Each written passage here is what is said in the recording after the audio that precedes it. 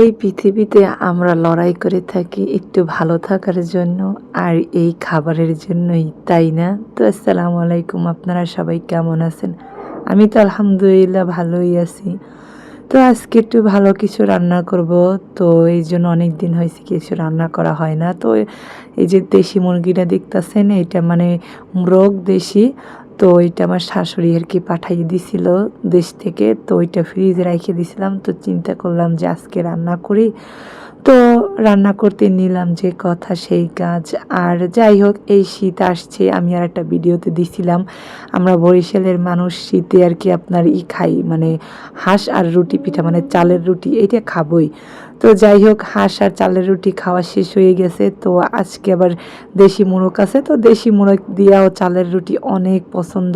তো এই দেখেন, একটু টমেটো পেস্ট দিয়ে দিছি আমি, সুন্দর করে মশলাটা কষাইয়া, মানে তারপর একটু টমেটো পেস্ট দিয়ে দিছি।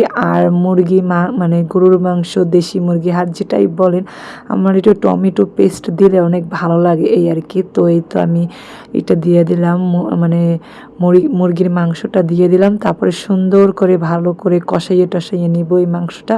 তো আমার পাশে কে আছে যে বলবেন যে কে আছে, আমার হাজব্যান্ড আছে, সেও আমাকে রান্নায় হেল্প করতেছে। তো আমি সব সময় বলি, আমি ভালো কিছু রান্না করলে আমার হাজব্যান্ডে আমার সাথে হেল্প করবে, আর যদি বলি তুমি যাও, তুমি ঘরে যাও, তাহলে সে রাগ করে। তো এই জন্য আমি কিছু বলিও না। আর যেহেতু ভিডিও বানাই, সে মানে খুন্তি নাড়ানাড়ি করে, আমি ভিডিও বানাই, আবার আমি নাড়ানাড়ি করি, সে ভিডিও বানায়। তো এরকমেরই মিলেমিশে কাজ করি এই আর কি। তো এদিকে আমার মুরগি রান্নাও প্রায় শেষ হয়ে যাইতেছে। আর যেহেতু আমি একটু রুটি পিঠা বানাবো, তো সেহেতু আলুও দিছে। আর আমার বাবু আছে, আমার বাবু আর কি ধরেন আপনার আলুটা ভীষণ পছন্দ করে, আমার মেয়েটা। তো যাই হোক, এদিকে আমি আগেই মাখন মানে খামিরটা তৈরি করে রাখছিলাম। তো মুরগির মাংসটা হয়ে গেছে, এদিকে আমি আবার সুন্দর করে আস্তে আস্তে রুটিগুলো বানাই নিতেছি।